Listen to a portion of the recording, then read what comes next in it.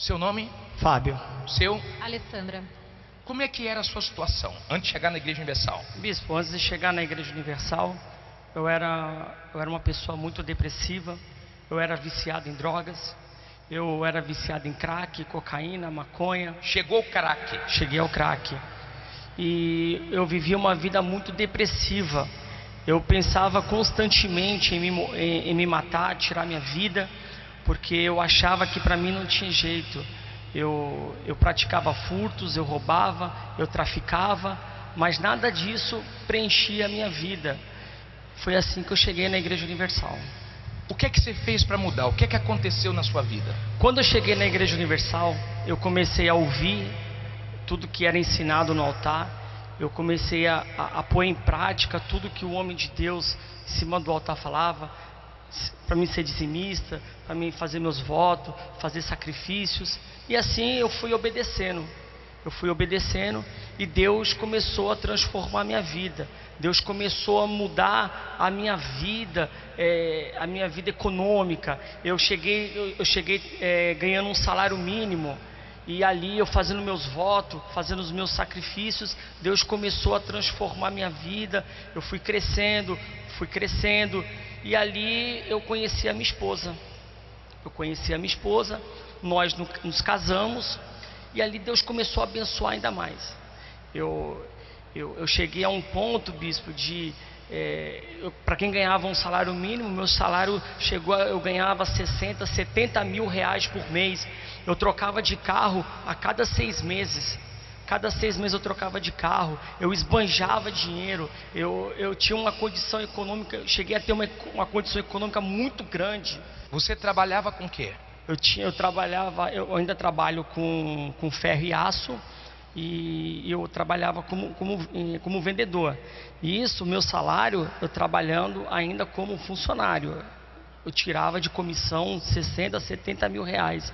Então a minha vida deu uma guinada, uma crescida. E eu comprei apartamento, eu comprei carros, eu tinha meu carro, minha esposa tinha o carro dela. Então eu consegui dar uma vida estável para minha esposa. Só que o que acontece? Quando eu cheguei num patamar aonde eu estava bem, aonde eu percebi que eu não precisava de mais nada. Você achava que não precisava mais de nada? Eu tinha aquela sensação do bem-estar. Eu achava que eu não precisava de mais nada. Então, quando chegava a campanha de Israel, eu vinha aquele pensamento: você não precisa mais fazer.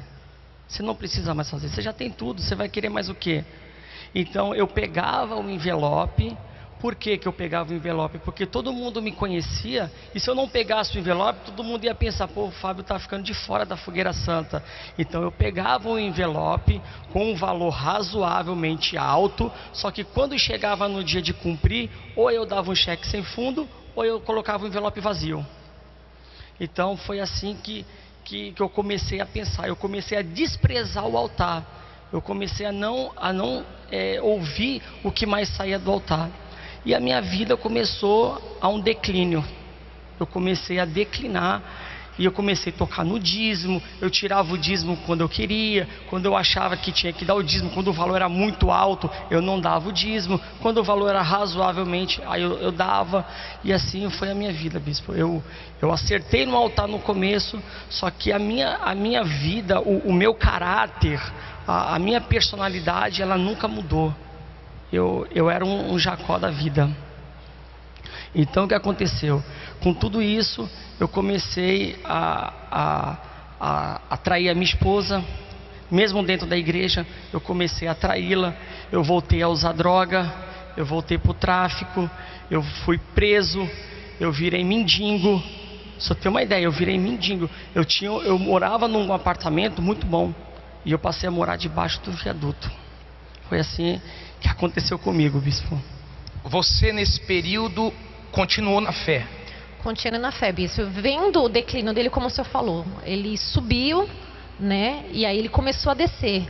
E eu via que ele estava indo no caminho errado. Eu tentava ajudá-lo, tentava orientar. Eu também tentei. O senhor tentou. Quantas vezes o senhor falava para ele, Fábio, como que você está? Ele falou assim, eu não estou bem não, mas dentro de você, como que você está? Ele falou, não, estou bem. Então ele aparentava bem. E eu não via algo errado nele. Porque tudo que ele fazia, ele falava, não devolvia o dízimo, ele não fazia isso, mas ele fazia escondido de mim. Porque a gente sempre tem os votos, cada um age a sua fé, mesmo sendo casado, cada um vai na sua fé, e ele fazia isso, mas eu não percebia.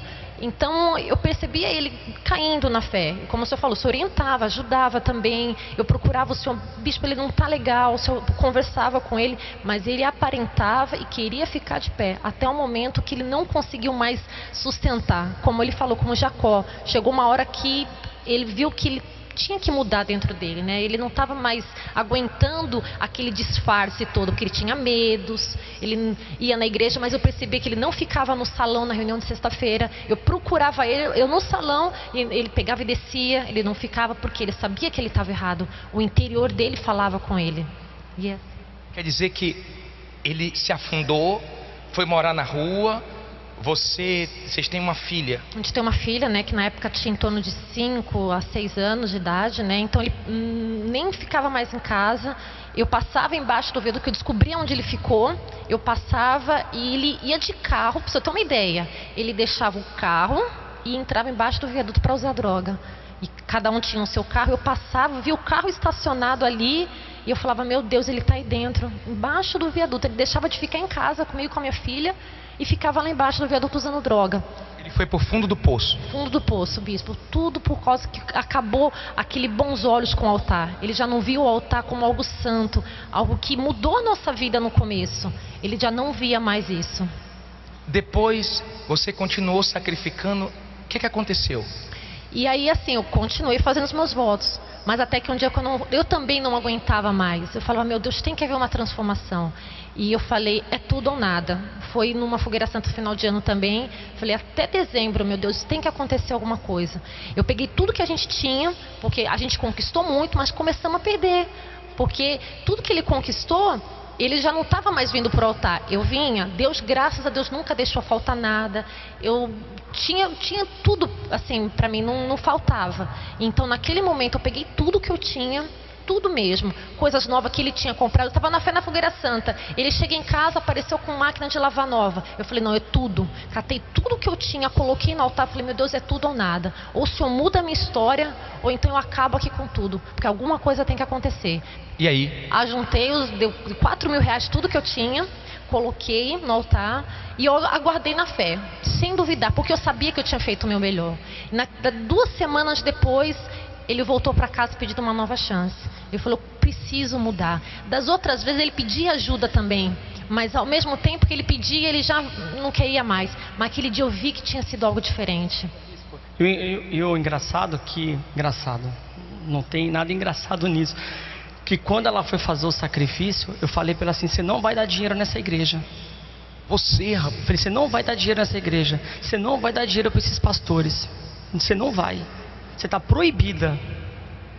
E mesmo assim, ela fez o sacrifício dela. E eu lembro como se fosse hoje uma palavra que o Senhor disse no altar. 1000 palavras não mudam a vida de quem não quer mudar, mas uma palavra muda a vida daquele que realmente quer mudar. Então, quando eu ouvi isso, depois que ela fez o sacrifício, eu falei, não, eu tenho que mudar. E eu cheguei para ela, falei assim, ó, eu quero mudar, eu quero uma chance e eu vou lutar por isso.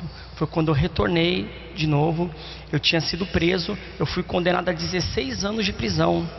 Só lembra quando eu fui preso? Eu fui preso, fui condenado a 16 anos de prisão. E lá dentro da cadeia, quando eu estava preso, ela estava aqui fora, fazendo os votos dela. Lá dentro eu fui tocado e eu fiz um voto com Deus. Quando eu sair daqui, a minha vida vai ser para te servir no altar. E foi isso que aconteceu. Quando eu saí, eu vim para o altar e estou até hoje. Hoje a nossa vida está transformada. Hoje o nosso casamento está restaurado. Hoje a gente mora bem. Hoje a nossa empresa hoje está prosperando. Deus está abençoando. E tudo isso graças ao altar. E quem criticava ela que deu 4 mil reais no altar, o nosso maior sacrifício foi mais de 200 mil. Vida nova hoje, se você considera ele não mais um Jacó, um Israel. Exatamente, bispo. Antes eu não via o caráter de Deus nele.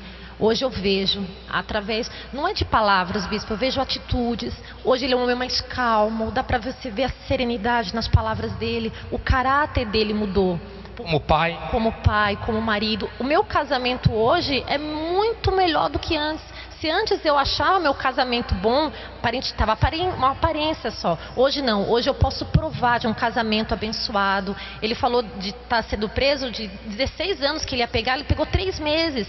Porque tudo foi a vida que não está. Eu não desisti, cada voto, cada sacrifício, eu dando sempre a minha vida. E Deus sempre me honrando. Porque a gente às vezes faz a nossa oração e não vê de imediato.